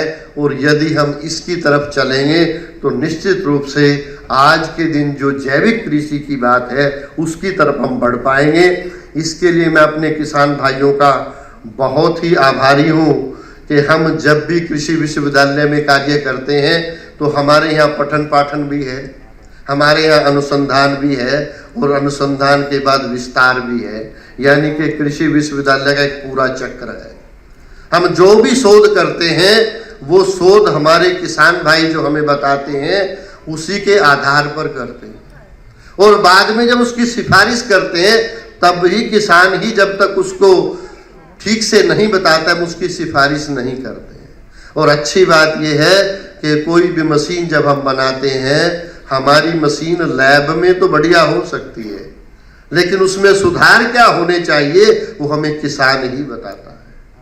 और मैं एक एग्जाम्पल के साथ, मैं जब यमुनानगर में काम करता था, वहाँ के एक किसान है भगवान दास जी, हमारे निदेशक ने हमें एक धान लगाने की मशीन थी वो दे दी कि आप जाओ इस पे काम करो। अब हमें तो उसको पता ही नहीं था, मैंने कभी देखा भी नहीं था, तो मैंने भगवान दास जी को बुलाया। वो मैंने कहा कि भाई ये मशीन चलानी है हम लोगों, आप यकीन नहीं मानेंगे, उसने पूरी उस मशीन को असेंबल करना, उसके बाद उसको चलाना, ये सब वहीं से हम लोगों ने सीखा।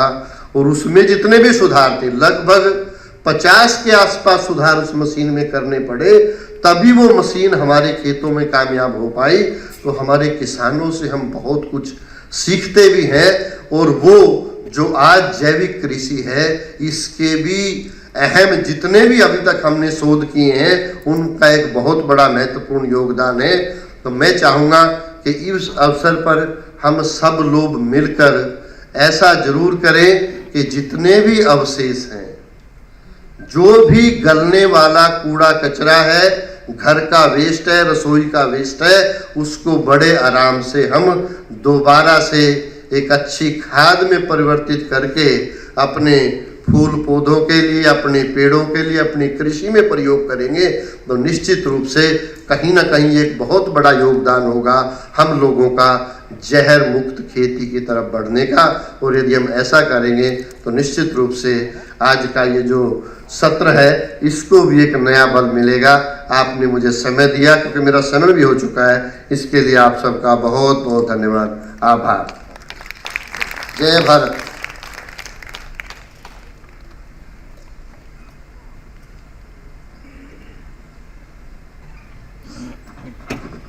एक अच्छी अनुभूति होती है जब हम ये पाते हैं कि एक वैज्ञानिक का विश्वास अपनी परंपराओं पर भी है और अपने किसान से सीखने के भी एक मनोवृत्ति है।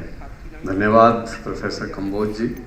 एक कुलपति ने अपने अनुभवों के आधार पर जो कृषि, आपको बता दूं कि हरियाणा कृषि विश्वविद्यालय और पंजाब कृषि विश्वविद्यालय, दो विश्वविद्यालयों का बहुत बड़ा योगदान, महत्वपूर्ण योगदान हरित क्रांति में रहा है। आप भी उसके प्रारंभिक काल में जब आप विद्यार्थी थे और प्रारंभ में अध्यापक थे, साइंटिस्ट थे, आपका भी योगदान रहा है। अब हम प्रश्न को या जिज्ञासा को या अपने कुछ टिप्पणी हो तो संक्षिप्त में हम ले सकते हैं। माइक दे दिए जाए। हाँ जी, माइक ले लीजिए। उसके बाद आप माइक देने वाले आप बोलिए, जोर से बोल दीजिए।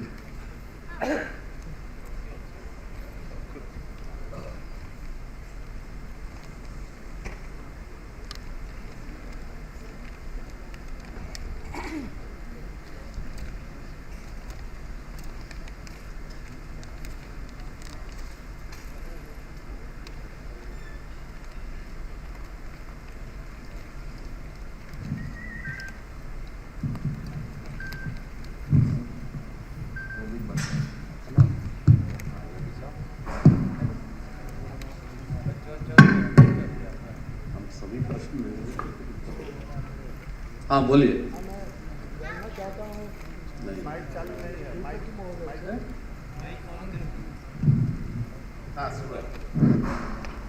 कि आपने बहुत सारी जानकारी दी उस जानकारी में ये बात भी शामिल थी कि हमारी परंपराओं में बीजों का एक दूसरे को लेना देना एक बहरी परंपरा रही है कि उसके विकास की एक प्रक्रिया है। कृषि और खेत तो एक प्रयोगशाला है और किसान उसके वाहक हैं। बीज जाते हैं, एक दूसरे को बांटते हैं, शेयर करते हैं। लेकिन आज की चिंता हमें ये सता रही है कि मल्टीनेशनल कंपनियों ने बीजों पर जो अपना आधिपत्य कायम कर लिया है, क्या हमारे खेतों को वे पारंपरिक बीज आज मिल पा रहे हैं या आगे भी मिलते रहेंगे? यह एक व्यापार का केंद्र बन गया है जो हमारी परंपरा है और परंपरा वहाँ समाप्त हो रही है। ठीक, धन्यवाद। ये आप प्रश्न कर रहे हैं, माइक दीजिए।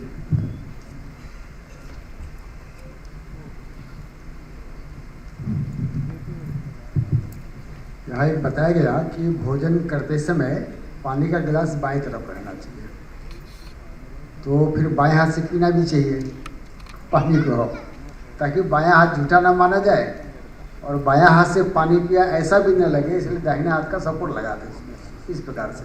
ठीक, तो ये वास्तविकता क्या है इसमें, ये एक समझना चाहूँगा।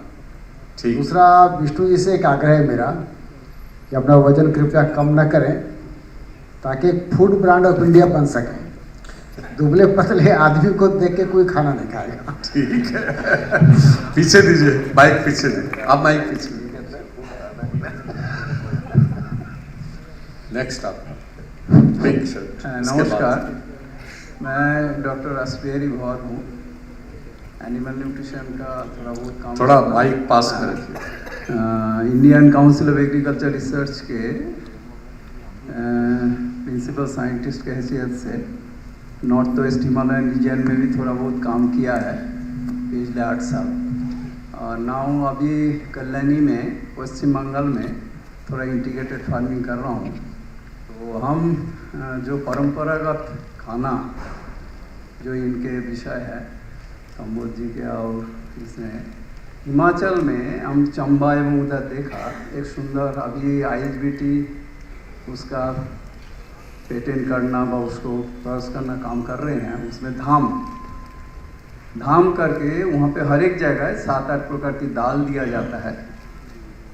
अब उसमें अभी जैसे इनका कमर्शियलाइज हुआ है, हमें खुशी है, लेकिन हमें एक चिंता है कि आप जितना प्रोडक्ट क्रॉप और फूड एंड फॉडर क्रॉप और फूड क्रॉप जो आप लेते हैं खाना बनाने के लिए, उसको कोई एनालिसिस जो उसमें कोई इंसेक्टिसाइड रेसिड्यू अदर्स की जो रेसिड्यूज है जो हमारा एंटी न्यूट्रिशनल है, और वो कोई व्यवस्था है क्या आपको कोई ऐसी कोई लेबोरेटरी विश्लेषण करने का, उसके यूज़ करने के बाद जो फूड टेक्नोलॉजी का विषय है वो क्या आपके उसके अंदर शामिल है? ठीक, वो एक तो विषय है। नंबर 2, ये जो आपके थोड़ा संक्षिप्त रखिएगा। अभी जो हम गांव में देखते हैं, जो पश्चिम बंगाल में भी आ गया, जो शुरू हुआ था पंजाब और हरियाणा से, जो क्रॉप को जलाया जाता है खास तौर से पैडी व्हीट को, वो इधर भी शुरू हो गया। और इधर हम कृषि विश्वविद्यालय में बड़ी तरफ रिसर्च तो करते हैं, लेकिन जब गांव में जाता हूँ तब देखता हूँ गोवाल घर में जो कैटल हाउस है वो खाली रहते हैं, कैटल कम हो जा रहा है। तो ये जो गोबर का डेफिशिएंसी है, गाय का डेफिशिएंसी है, अब इसमें दोनों तीनों चक्कर मिला हुआ है। इसमें तो मेरे ख्याल सोच होना चाहिए। काम तो हो रहा है ऑर्गेनिक में, लेकिन काम प्रैक्टिकली धरातल पर किसानों से जुड़े हुए काम बहुत ही कम है। ठीक है, धन्यवाद। आप इधर माइक दीजिए। नहीं, आपका पहले, फिर आपका, और लास्ट आप। इधर दीजिए, इधर दीजिए, सेकंड रो में, सेकंड रो।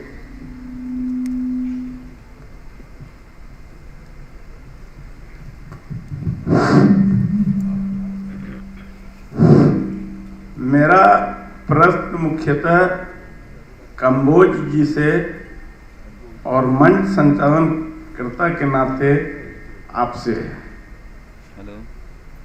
हम खेती की बात कर रहे हैं, खाने की बात कर रहे हैं, लेकिन आज जो विकास का दौर चल रहा है और खेती सिमटती जा रही है, हमारे पास खेती के लायक जमीन कम है और इस विकास के दौर में हर साल लाखों एकड़ जमीन अधिग्रहण होती जा रही है। जब खेती ही नहीं होगा, बचेगा नहीं, तो विष्णु जी भोजन बनाएंगे कहाँ से, हम लोग खाएंगे कहाँ से? इस पर किसानों की गहरी चिंता है और हम दिनों दिन विस्थापित होते जा रहे हैं, तो हम रहेंगे कहाँ और खाएंगे क्या? इस पर आप सबों से मेरा प्रश्न है, चिंतन है, आग्रह है, कुछ बताया जाए।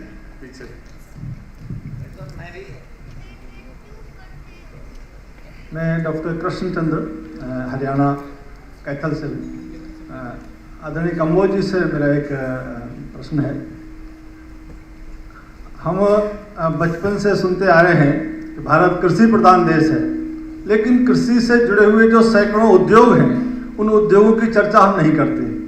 और मैं तो सच में उसको कृषि प्रधान देश नहीं, भारत कृषि उद्योग प्रधान देश है ऐसा कहना चाहिए। क्या कृषि विश्वविद्यालय में इस प्रकार की कोई व्यवस्था है जो हमारे सैकड़ों कृषि से जुड़े हुए उद्योग चलते थे, उन उद्योगों के बारे में लोगों को जानकारी हो और लोग कृषि प्रधान देश ना कह के भारत कृषि उद्योग प्रधान देश है, ऐसी कोई व्यवस्था शिक्षा के रूप में हम कृषि विश्वविद्यालय में करने की कुछ योजना है या कर रहे हैं? ये मेरा प्रश्न। लास्ट क्वेश्चन, लास्ट आपका।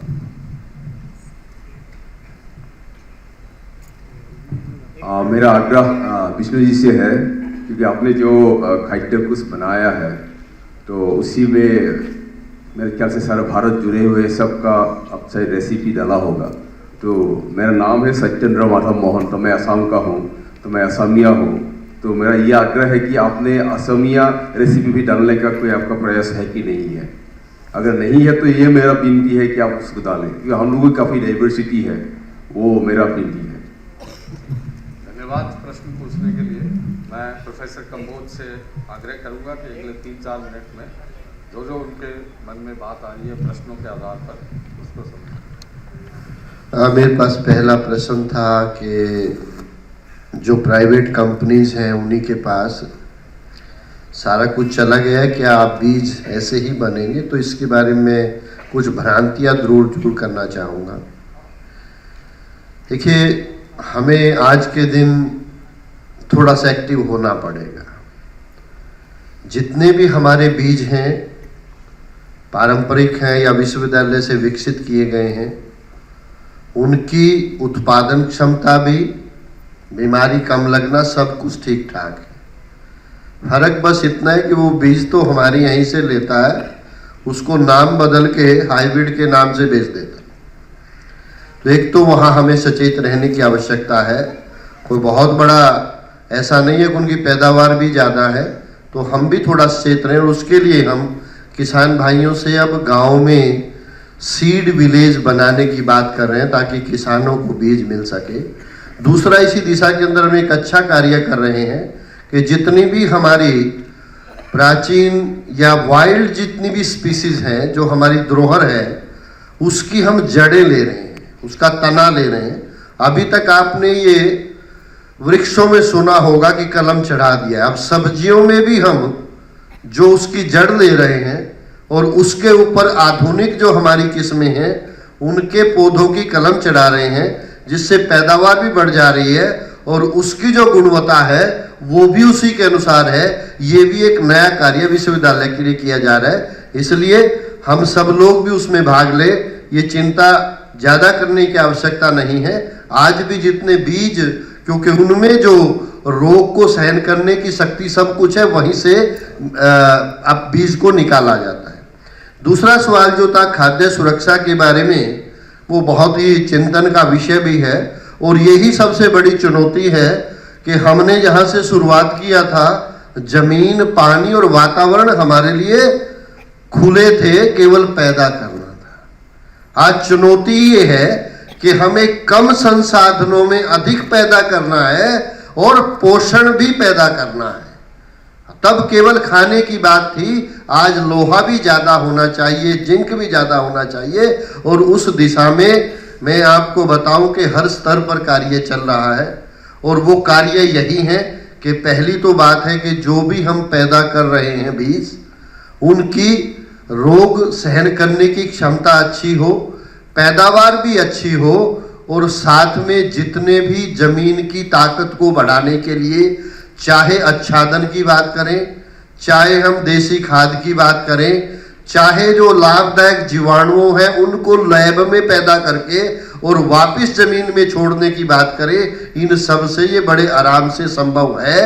लेकिन कहीं ना कहीं हमारा युवा कृषि की तरफ आकर्षित हो, उसके लिए सवाल मैं जोड़ रहा हूं, जो कैथल के हमारे बड़े प्रभुजन ने सवाल पूछा है कि हमारा जो कृषि की तरफ आकर्षण करने की बात है वो तभी संभव हो आएगा जब हमारा युवा कृषि की तरफ आएगा। और उसके लिए हमने हरियाणा कृषि विश्वविद्यालय में एग्री बिजनेस इंक्यूबेशन सेंटर की स्थापना की है। यानी कि गांव में किसी भी व्यक्ति के पास, नौजवान हो, किसान हो, हमारे शहर में कोई युवा शक्ति हो, वो जो भी उसका आइडिया है वो लेकर मेरे कृषि विश्वविद्यालय में आए।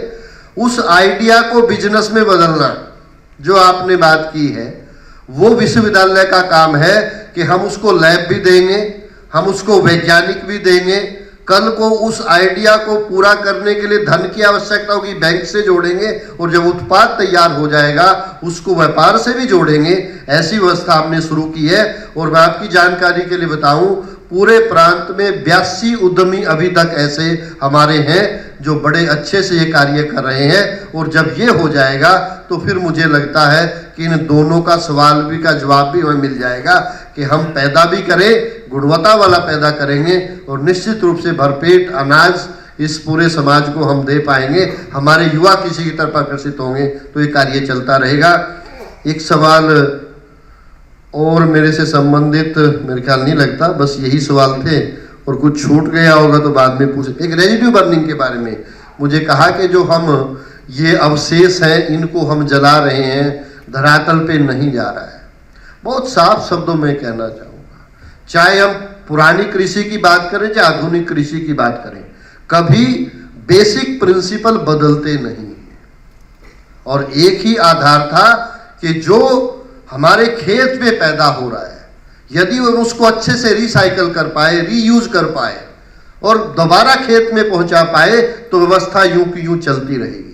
और यदि हमने उसके साथ कुछ छेड़छाड़ की, इसीलिए हम रेजिड्यू को आज के दिन हमने मशीनें निकाली हैं कि किसान थोड़ा सा आराम प्रस्त हुआ है कि वो जमीन पे ही आच्छादन पड़ा रहेगा, वो स्वतः ही गलेगा, खरपतवार को भी रोकेगा, गर्मी में हीट की जो बात है, जो अधिक गर्मी से दाना पिसता है गेहूं का, उसको भी रोकेगा, और सर्दी में जब जमाव देरी से होता है उसको भी जल्दी करेगा। इतने फायदे वहां पे चलते रहेंगे। और जो लाभदायक जीवाणुओं की मैं बात कर रहा हूं, उनको खाने के लिए भी वो भोजन चाहिए। जैसा कि माननीय हमारे वक्ता ने कहा था कि वो जो 4 इंच है ना, वो उन जीवाणुओं का ही भोजन था जो हमें वापस पहुंचाना था, बाकी पशु का था। अब वो पशु वाला हिस्सा कम करके हमने पशु पालने बंद किए या कम किए, तो हमने कहा हमने ऐसी मशीनें बनाई है कि उसको जमीन पे ऐसे ही पड़ा रहेगा और 6 महीने के बाद वो स्वतः ही गल जाएगा। और वो जो हम एक अच्छी गोबर की खाद मिला के डालते थे उसका तो कोई मुकाबला नहीं है, लेकिन फिर भी उसको कुछ हिस्सा वहाँ पे प्रयोग किया जा सकता है। इस व्यवस्था पे बड़े अच्छे परिणाम हैं। हमें आशावादी होना पड़ेगा। जब बदलाव होता है वो इतनी जल्दी प्रक्रिया नहीं है, समय लगता है। लेकिन मैं एक बात बता दूं, हमारे शोध बड़े आराम से कहते हैं कि यदि हमारी जमीन का जीवांश 0.6% पहुंच जाता है तो हम उतनी ही पैदावार ले पाते हैं जितने रसायनों के प्रयोग से ले पाते हैं। लेकिन उस जीवांश को वहां तक पहुंचाने में हमें पूरे जितने भी अवशेष हैं, हरी खाद है, उनको वहां पे वापस रिसाइकल करना पड़ेगा। हम इस समस्या को बड़े आराम से दूर कर सकते हैं। धन्यवाद। बहुत बढ़िया, धन्यवाद। विष्णु जी। जी क्या सवाल था जी? माइक दिया गया था श्रीमान। असम की रेसिपी। हाँ बोलो। हाँ। पृथ्वी काला उत्तराखंड से, छोटी जोत, जंगली पशु और बायोडाइवर्सिटी का खत्म होना और इसकी जगह क्या कहते हैं विदेशी जड़ी उनका बीट्स का, जंगली घासों का, लेंटाना, कालाबासा, इनका होना किसान के लिए एक समस्या हुई है। बहुत कोशिश की जा रही है, क्या यहाँ पर वैज्ञानिक बैठे हुए हैं और किसी क्षेत्र से, तो इसका अखिल भारतीय स्तर पर कहीं और भी ये समस्या है। कालाबासा, लेंटाना और ये इन्होंने बायोडाइवर्सिटी खत्म कर दी है, जड़ी बूटी खत्म हो गई है और किसान के लिए इनको हटाना बड़ी समस्या हो गई। वैसी जोतें कम है और तीसरा जंगली पशु। इन तीनों विषयों को जल्दी में बोल रहा हूँ संक्षेप में क्योंकि समय कम है, तो इस पे आप लोगों में से जो भी उचित समझे इसका समाधान दे दीजिएगा तो अच्छा रहेगा। आपसे एक प्रश्न था। हाँ। कि असम की रेसिपीज को भी आपने जी किया है कि नहीं? वो बच्ची कुछ कहना चाहती। अब आप प्रश्न और मत लीजिए, समय समाप्त हो रहा है हमारा, अगला सेशन भी करना है ना। Myself Sheikh Aisha from Hyderabad Central University, PhD scholar. Actually, nowadays poor people are suffering because of lack of food, and landlords are there. They are occupying lack of acres illegally. So, if government takes such a illegal lands under its control, and if government put those lands under the implementation by giving some particular teams. Because of that, as a result, we got farmers can improve agriculture with those lands. ठीक है, thank you. जनाब जवाब दे देंगे। मेरा सवाल बहुत अच्छा है। असम का खाना आपने देखा है, अभी 3-4 दिन सभी लोग खा रहे हैं। आप आज ही आए, अभी खाना नहीं खाया, रात का खाना खा के जाइए। बहुत सिंपल खाना होता है, स्टेपल फूड होता है। हाँ, साथ ही लेके जाइए। और स्पाइसेस का कम इस्तेमाल, तो मैं 2-3 दिन बड़ा प्रभावित हुआ और 3-4 रेसिपीज़ मैंने यहाँ पे नोट कर ली कि जिसको मैं आगे बढ़ा पाऊँ, और आपकी सूचना मैं ध्यान में रखता हूँ। पर क्या होता है कि ये जब बनता है, इस टाइप का जब आयोजन होता है तो बड़ा आयोजन होता है, क्योंकि वो कढ़ाई उठाने के लिए क्रेन की आवश्यकता होती है। और नागपुर से जब मैं दिल्ली ये कढ़ाई ले गया तो 30,000 रुपये खर्चा आया था। अब नागपुर से जब यहाँ पर मैं गया हूँ तो तकरीबन 60-70 हज़ार रुपये खर्चा आएगा। बट कोई बात नहीं, मैं कोशिश करूँगा। और असम का जो आपका खाना है उसमें क्वांटिटी में कितना खाना कौन सा बन सकता है, व्यंजन जरूर बनाने की कोशिश करेंगे। और असम का एक व्यंजन जागतिक स्तर पर पहुँचेगा। Thank you. ये प्रश्न भोजन करते समय पानी पीने से संबंधित था, और ये कहा जाता है कि भोजन करने से आधा घंटा पहले जी भर करके पानी पी लीजिए, लेकिन उसके बाद मत पीजिए। भोजन जब कर रहे हैं तो बिल्कुल बहुत ही आवश्यक होने पर ही जो है पानी बीच में पिए, 1 घूंट, और आखिर में तो पीना ही नहीं है। कहा है कि भोजनांते विषम वारी तक्रम सक्रस्य दुर्लभम, कि भोजन के अंत में पानी पीना तो जो है जहर के समान है, और जो है छाछ जो है वो तो जो है इंद्र को भी नहीं मिलती, आप छाछ पीजिए। तो ये है हमारे भोजन का एक जो है पक्ष, जो कि पानी पीने से संबंधित है। क्योंकि हम जब पानी पीते हैं, बहुत ज़्यादा पानी पीते हैं, तो उससे हमारे शरीर की ज़्यादा ऊर्जा उस भोजन को पचाने में लगती है, जो कि बहुत माइल्ड हो चुका होता है, ऊर्जा का दुरुपयोग है। तो कम से कम भोजन करने के बाद 100 कदम तो पैदल चलना ही चाहिए, और उसके बाद आधा घंटा से पहले पानी ना पिए। धन्यवाद। धन्यवाद। 90 मिनट का ये जो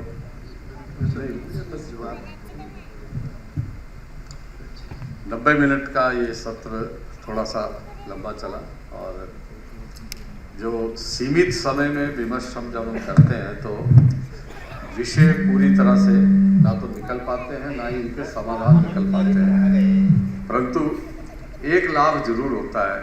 लाभ ये होता है कि हमारी सोचने के लिए एक दिशा और दशा प्राप्त होती है। आज भी खाद्य और कृषि के विषय में हमारी जो परंपराएं हैं उनका और आधुनिकता का जो एक मेल बना करके एक नई संरचना हो रही है, उसके विषय में प्रोफेसर कंबोज ने, जो कि एक वैज्ञानिक हैं और एक प्रशासक भी हैं, उन्होंने अपना ज्ञान हमसे सहभागिता की है। और विष्णु जी जो कि एक परफॉर्मर हैं, जिन्होंने एक कला को, अपनी कला को अंतर्राष्ट्रीय स्तर पर ले जा करके और भारत की एक पहचान उस क्षेत्र में भी उसको बनाने का प्रयास किया है। और अपने जो चिंतक हैं, जो शास्त्रों को पढ़कर और उसको आधुनिक रूप में प्रस्तुत करके, तो ऐसे थपलियाल जी, आप सबका बहुत बहुत धन्यवाद। आप सब इस सत्र में आए और आपने, कुछ लोगों ने प्रश्न किए, उनका भी धन्यवाद। जिनके मन में प्रश्न थे वो अभी कार्यक्रम के बाद में आप अपने वक्ताओं के साथ बातचीत करके अपने प्रश्नों की जिज्ञासा का समाधान कर सकते हैं।